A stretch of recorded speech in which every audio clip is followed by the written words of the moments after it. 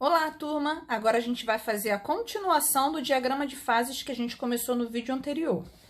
A primeira coisa que eu coloquei aqui para vocês relembrarem seria a diferença entre o ponto triplo e o ponto crítico.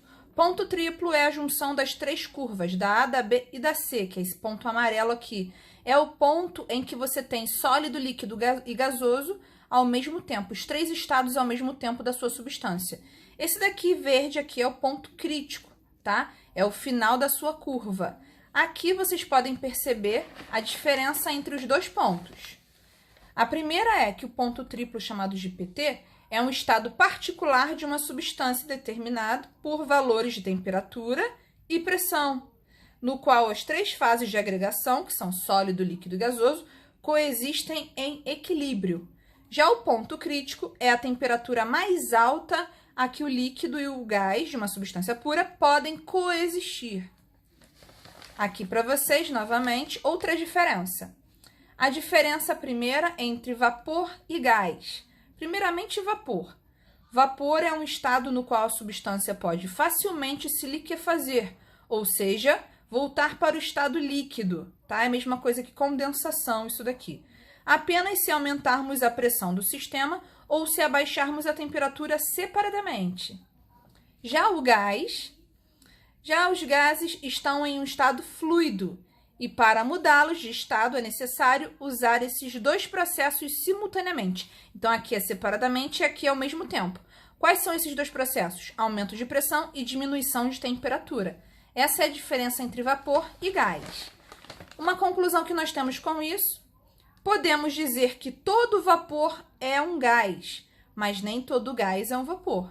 Aqui você tem outras duas diferenças. Vapor, a temperatura está abaixo da temperatura crítica, que é a temperatura do ponto crítico. Já o gás, a temperatura está acima da temperatura crítica, ou seja, acima do ponto crítico. Aqui a gente vai falar sobre pressão de vapor, tá? A pressão de vapor, a pressão máxima do vapor de uma substância, é a maior pressão que os seus vapores exercem em determinada temperatura. Isso daqui vocês vão ter mais exemplos no resumo que eu coloquei nessa aula. Já a umidade relativa do ar, que é chamado de UR, pode ser um R subscrito também, é a relação, no caso é a razão, entre a quantidade de água existente no ar, que é chamada de umidade absoluta, e a quantidade máxima que poderia haver na mesma temperatura, que é o ponto de saturação. Ela é um dos indicadores usados na meteorologia para se saber como o tempo se comportará, ou seja, fazer previsões do tempo. Quando a umidade do ar está muito baixa ou mesmo muito alta nos extremos, tanto muito baixa quanto muito alta, pode haver problemas, principalmente respiratórios para a saúde da gente. Aqui, quais são? Se a umidade do ar relativa do ar estiver muito baixa, baixa quanto? Abaixo de 30%, as alergias, sinusite, asmas e outras doenças podem se agravar. Já se a umidade relativa do ar estiver muito alta, podem surgir fungos, mofos, bolores e ácaros. E como você determina a umidade relativa do ar? É a razão, ou seja, é a relação da densidade do vapor d'água presente no ar pela densidade do vapor d'água saturado, ou seja, o máximo valor que ela podia ter. E é a medida, essa umidade relativa do ar, ela é medida através de um instrumento chamado higrômetro.